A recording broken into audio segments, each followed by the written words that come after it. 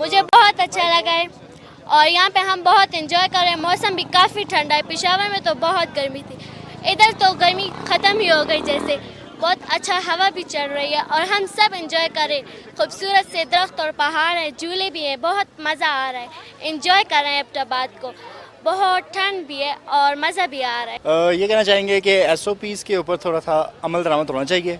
SOP के ऊपर काम नहीं हो रहा, ठीक है, कि क्योंकि यहाँ पे बहुत सारे ऐसे लोग हैं जो यहाँ के मुकीम भी हैं, उन्होंने भी मास्क वगैरह नहीं लगाए हुए। ठीक है, अच्छी बात है, ये खुल गई हैं चीज़ें तफरीहों की, लेकिन प्रॉपर आके हुकूमत को थोड़ा सा मास्क और इन चीज़ों पे अमल करना चाहिए।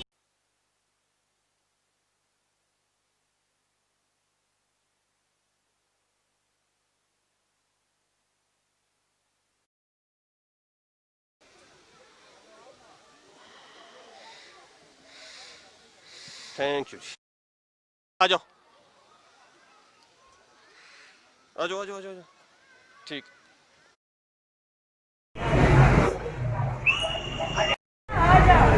मैडम प्लीज 4 मिनट में लाइव आ रहा है। मैडम आ रहे हैं आदमी के पास वो जैमर लगी हुई मैडम, टाइम ले रहे हैं बहुत।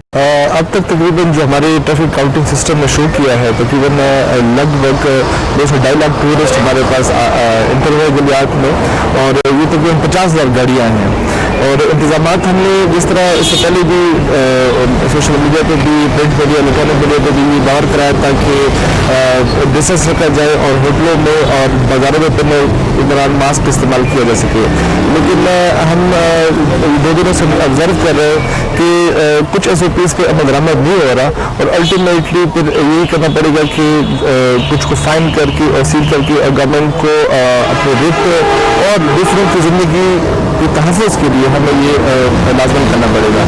हमारी अपील भी है लोगों से कि जो SOPs गवर्नमेंट ने आपको प्रोवाइड किए हैं काइंडली उन SOPs पर अमल करें, और ताकि ये गलियात टूरिज़्म भी प्रमोट हो और आप लोग भी बेसिकली सेफ रहें, महफूज रहें।